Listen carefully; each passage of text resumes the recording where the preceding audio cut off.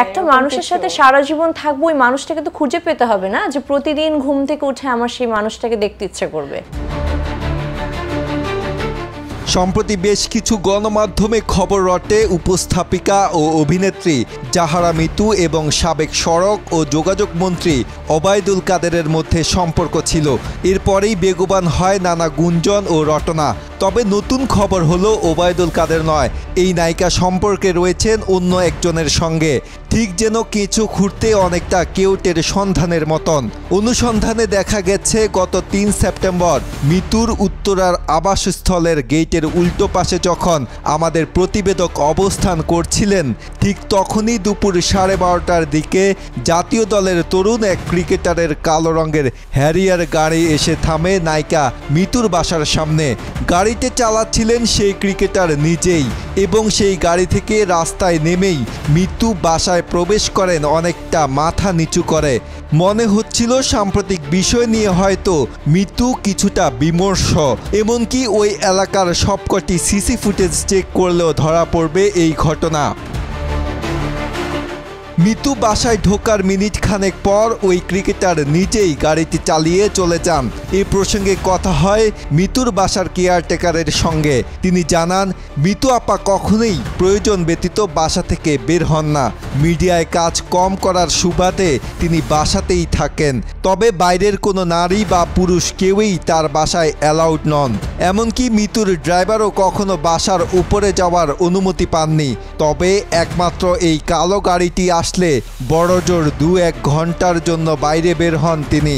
এই লোকটি ছাড়া অন্য কাউকে গত কয়েক বছরে নিয়মিতভাবে তিনি দেখেননি।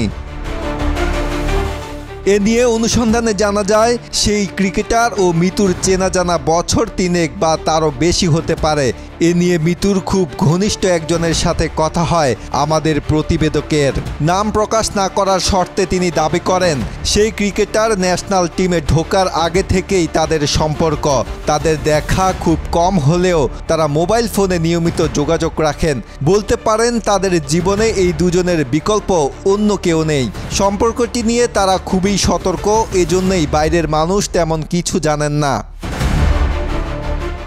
বিষয়টি নিয়ে মিতুর সাথে যোগাযোগ করা হলে তিনি প্রথমে এই বিষয়টি সম্পূর্ণ অস্বীকার করেন। যখন বলা হয় নিজেই স্বচক্ষে দেখেছি, তখন তিনি কিছুটা চুপ হয়ে যান। মিতু বলেন, আপাতত এই বিষয়ে আমি মুখ খুলতে চাচ্ছি না এসব নিয়ে এখনই নিউজ হোক। সময় হলে ঢাক ঢোল পিটিয়েই সবাইকে জানাবো।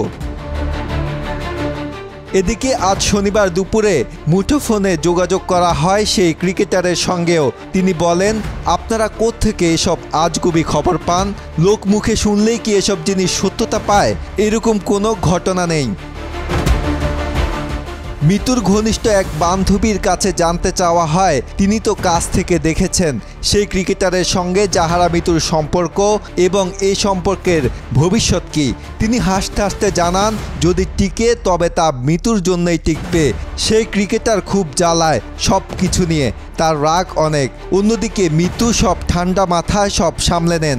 তিনি সব ধরনের কাজ ও আড্ডা থেকেও নিজেকে গুটিয়ে নিয়েছেন এই ক্রিকেটারের জন্যই। মিতু বরাবরই বলে এসেছেন তার বয়সে ছোট ছেলে পছন্দ।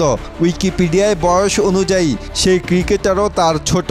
মিতু নিজেও ক্রীড়া উপস্থাপিকা ছিলেন, পরবর্তীতে চলচ্চিত্রে নাম লিখিয়েছেন। তবে এখনও ক্রিকেট নিয়ে তার যথেষ্ট জ্ঞান রয়েছে, তাই ক্রিকেটারের সাথে প্রেম অবাস্তব কিছু নয়। সূত্রগুলোর কথার উপর ভিত্তি করে সময়ই বলে দেবে তাদের এই অলিখিত প্রেম কোন দিকে মোড় নেবে। অন্যদিকে অনুসন্ধানের আরেকটি দিক যাচাই করা হয় মিতুর সাথে মন্ত্রীর সম্পর্ক নিয়ে।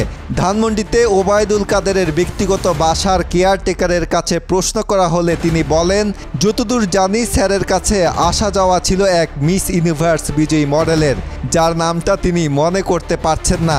তবে ওই মডেল প্রায়ই যেতেন। এছাড়া আর কেউ আসতো কিনা জিজ্ঞাসা করা হলে তিনি বলেন, স্যার 8টার মধ্যে মন্ত্রীপাড়ায় চলে যেতেন। একমাত্র ওই লম্বা মডেলকেই মাসে 2-1 বার দেখা যেত। মিতুর কাছের সেই সমর্থিত সূত্রকেও প্রশ্ন করা হয় ওবায়দুল কাদেরের সম্পর্কে। তিনি দাবি করেন মন্ত্রী প্রায়ই কল দিতেন মিতুকে, তবে মিতু সেটা ইগনোর করতেন। হয়তো 10 বার কল আসলে একবার ধরতেন। এটা নিয়ে মন্ত্রী হয়তো খুব কষ্ট পেতেন। মন্ত্রী যে মিতুকে অনেক পছন্দ করত এটা মিতু জানতো, তবে মিতু বিনয়ের সাথে বুঝিয়ে বলতো তিনি মোবাইল থেকে দূরে থাকেন। এতে একজন মন্ত্রী বুঝে যান মিতু ইচ্ছে করেই এড়িয়ে চলছেন, তাই তিনিও পরবর্তীতে আর কল দিতেন না।